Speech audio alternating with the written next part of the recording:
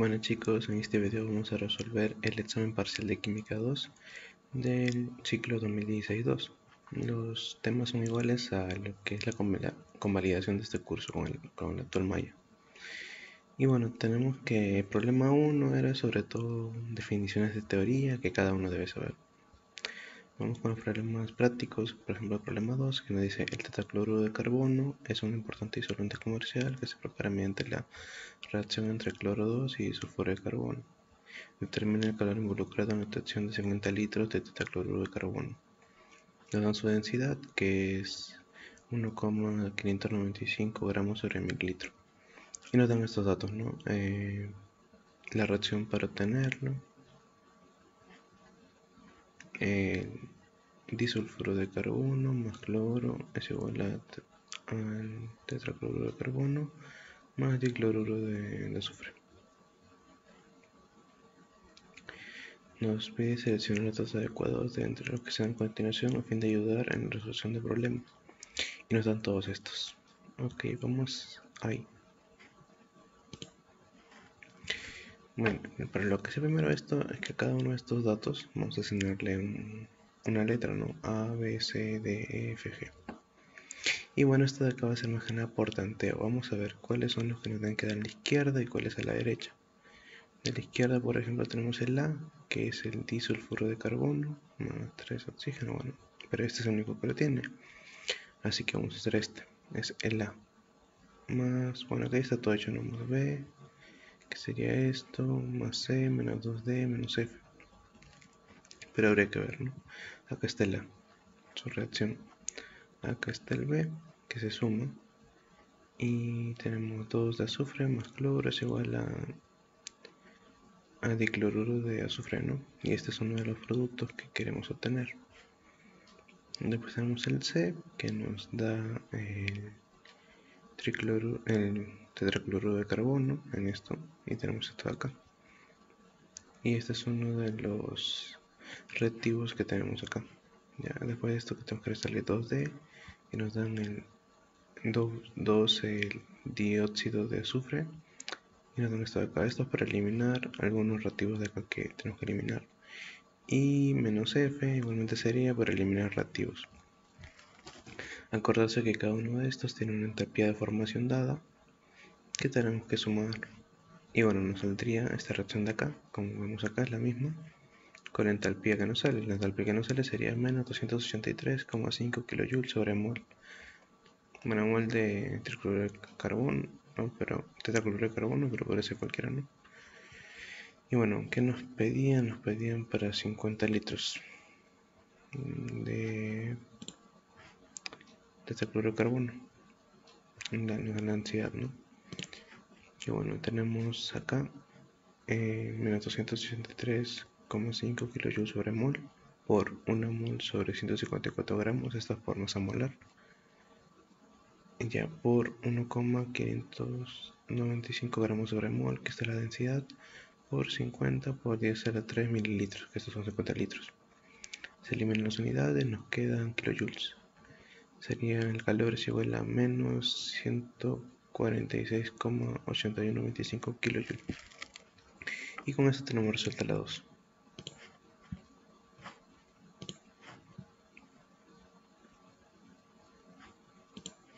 Okay.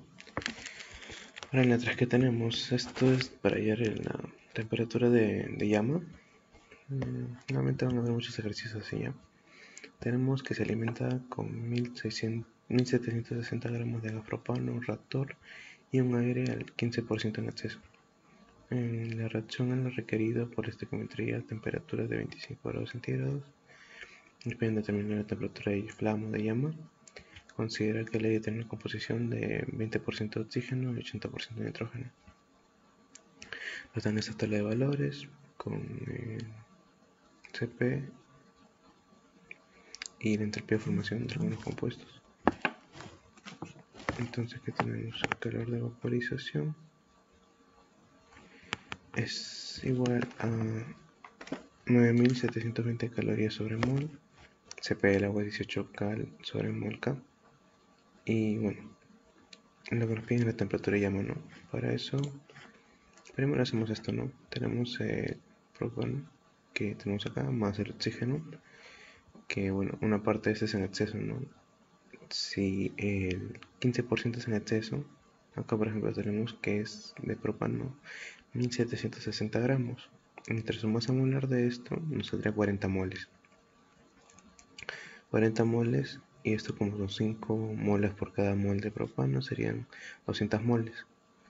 Pero está al 15% en exceso, 15% de 200 es 30 moles. Por lo tanto, solamente 200 de acá van a reaccionar y 30 van a quedar sin reaccionar acá. Ya, pero tenemos 230 moles de oxígeno total, que van a ser el 20% del aire. Y tenemos el 80% que va a ser de nitrógeno, entonces en nitrógeno tenemos 920 moles. Como estas no se utilizan en ninguna reacción, nos quedarían acá. Bueno, de acá sale por estequiometría 120 moles, 160 y 30. Como ya vimos, ¿no? Pero nos piden los datos para la temperatura del flama, por lo tanto no importa si esto de acá lo sacamos más simplificado, ¿no? Vemos que todo es posible dividirlo entre 40 para que sea acá uno nomás. Sería entre 40, 1, 5, 3, 4, 0,75 y 23 mol. Eso no tiene importancia cuando ya es la temperatura llama. Ahora, vemos que acá están gases todos, casi menos esta agua de acá.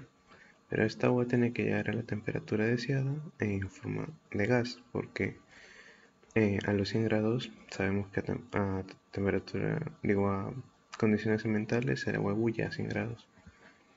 Por tanto, ¿qué tenemos? Tenemos que la entalpía 1 es igual a que a la integral de esto que acerca del CP por la diferencial de temperatura. Esto es desde la temperatura de llama, que sería la que vamos a llegar, hasta la temperatura inicial, que sería 25, eran 25 grados centígrados, de 298 Kelvin, porque todo eso tiene que ser en Kelvin, ¿no? La entalpía 1 sería de dióxido de carbono, la entalpía 5, porque la dosis de agua es un poquito más complicada, vamos con la 5, sería de oxígeno y la 6 sería de nitrógeno. Cada uno de estos valores tenemos acá. Y estos de acá los sumamos para ir a la entalpía de estos tres.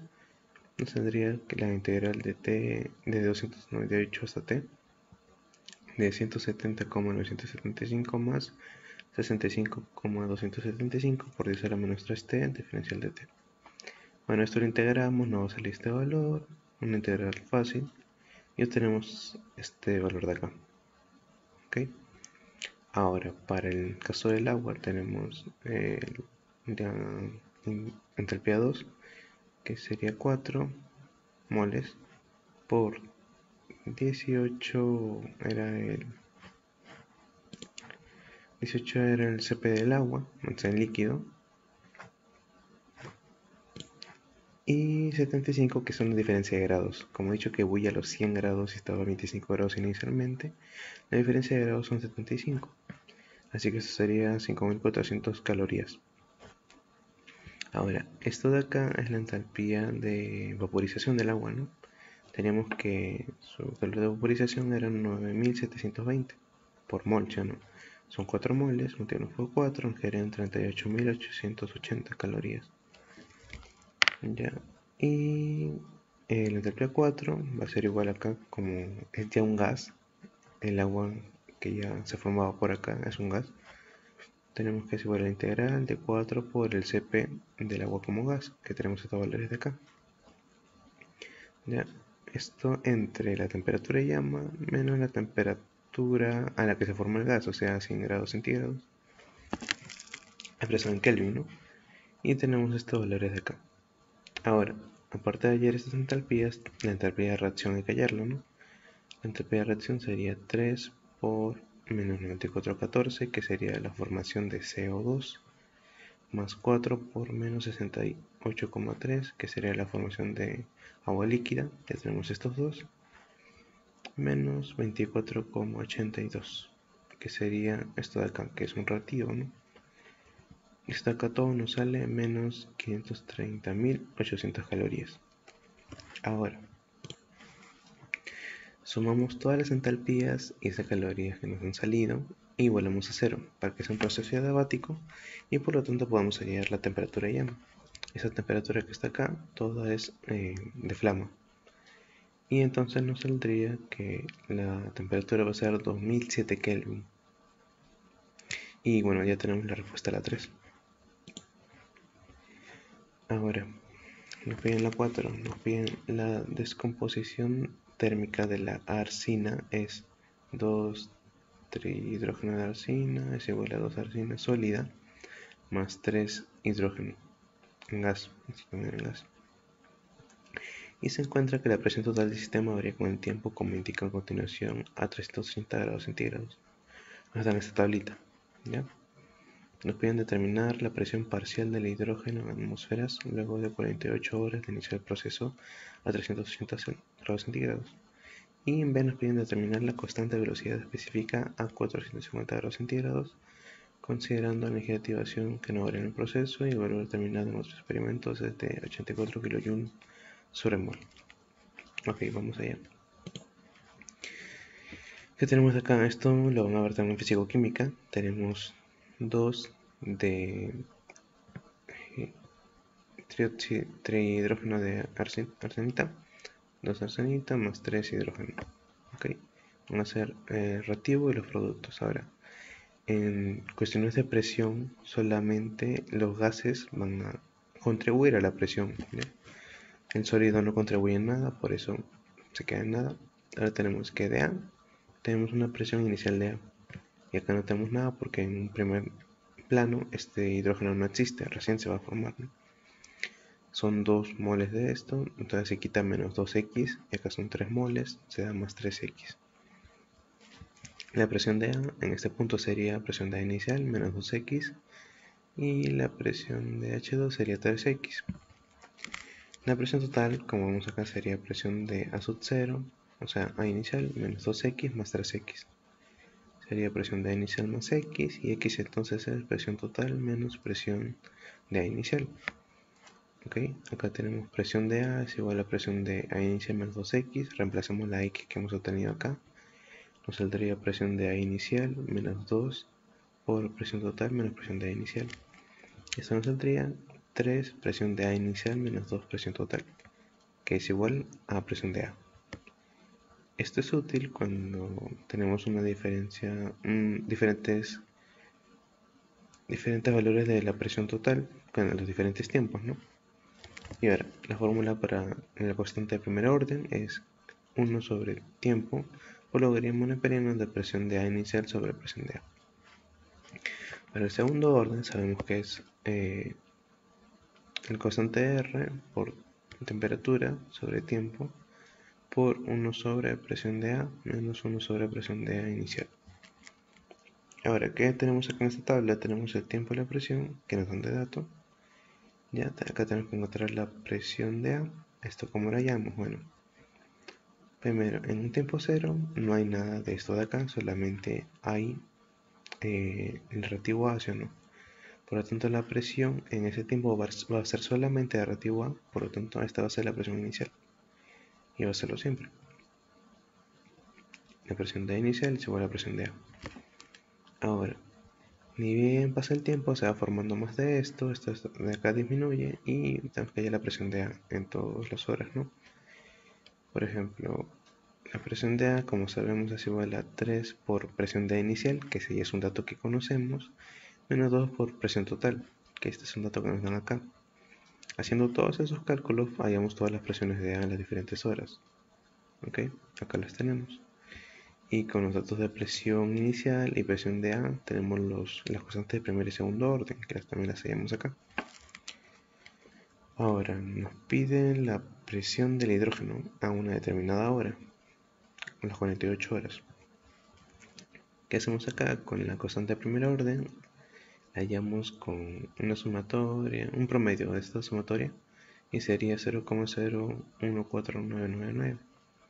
Tenemos logaritmo neperiano de presión de A es igual al logaritmo neperiano de presión de A inicial menos K por T. Esto lo llamamos a esta ecuación de acá, pasamos la T, después el logaritmo neperiano lo restamos. Aquí tenemos logaritmo de la presión de A es igual al logaritmo neperiano de 39,2, que ya sabemos que es la presión de A inicial, menos el K1 por 48, que es el tiempo en horas, 48 horas el que nos pedían. Entonces la presión A sería 19,089 atmósferas. Pero acuérdense que presión de A es igual a presión de A inicial menos 2x. Tenemos esto acá. Y con esto hallamos la x, que sería 10,055 atmósferas. Ahora la presión del hidrógeno en 48 horas sería, como siempre, 3x, x en ese punto es 10,055. Multiplicamos y nos saldría que la presión de hidrógeno es 30,166 atmósferas. El B nos piden la constante 2 para una temperatura diferente con algunos valores, ¿no? Eso sería el logaritmo neperiano de constante 2 sobre la constante 1 es igual a lo que era la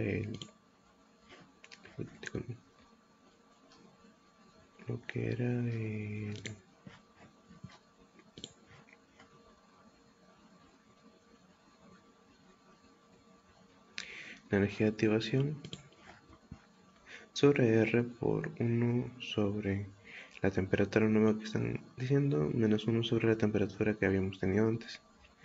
Esto nos saldría, la constante 2 es igual a 0,0335. Y con esto ya tenemos resuelto ese problema de acá, el problema 4.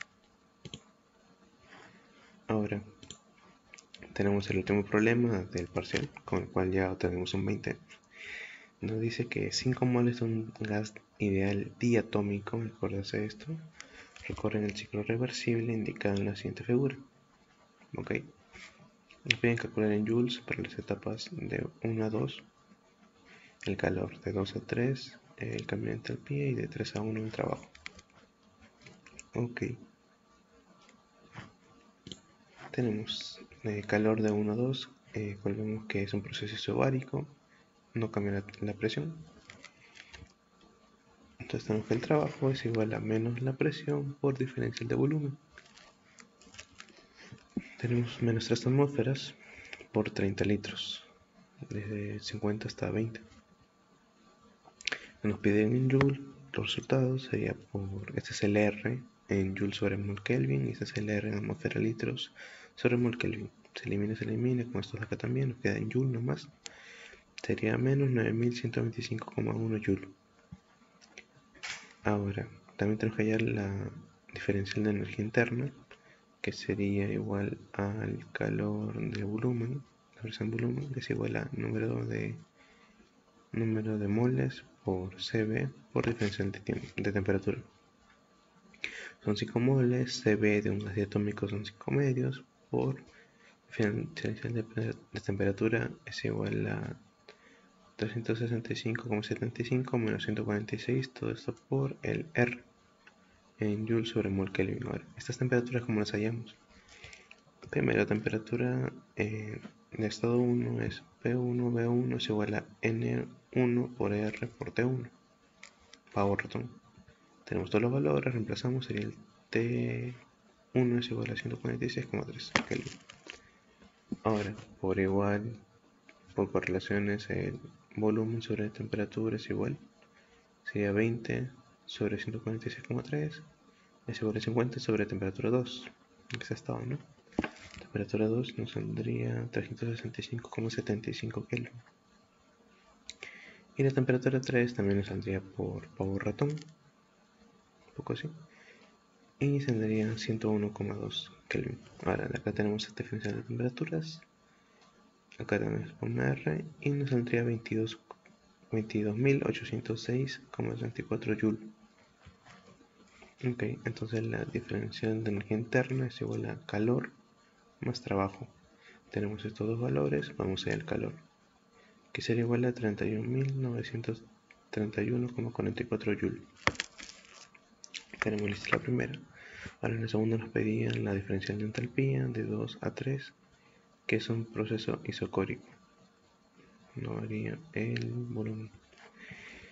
Tenemos diferencial de entalpía es igual a diferencial de energía interna más diferencial de presión por volumen, que es igual a diferencial de energía interna más número de moles por R por diferencial de temperatura. Ok, la diferencial de energía interna es N por Cv por diferencial de temperatura, que sería 5 por 5 medios, es un gas atómico, por 8,314. Tenemos acá por qué lo hacíamos, para que esté en Joule, por diferencial de las temperaturas, que en este caso sería de 2 a 3, ¿no? Temperatura en 3 sería 101,2, temperatura en 2 sería esta.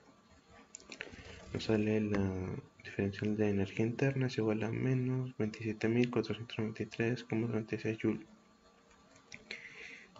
Y por lo tanto nos sale que la diferencial de entropía va a ser la diferencia de energía interna que habíamos sacado, más 5 por R, que sería 8,314, para que esté en joules, por diferencial de temperaturas, que vimos acá cuánto es. Y nos saldría todo menos 38.490,7 joules, la diferencia de entalpía, ¿no? Ahora nos falta la tercera y la última.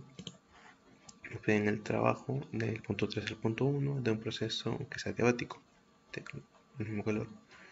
Entonces el calor general es igual a 0, la diferencial de energía interna es igual a 0 más trabajo, que sería igual al trabajo, ¿no? El trabajo es igual a diferencial de energía interna, que es igual al calor por volumen. Eso es diferente al calor normal.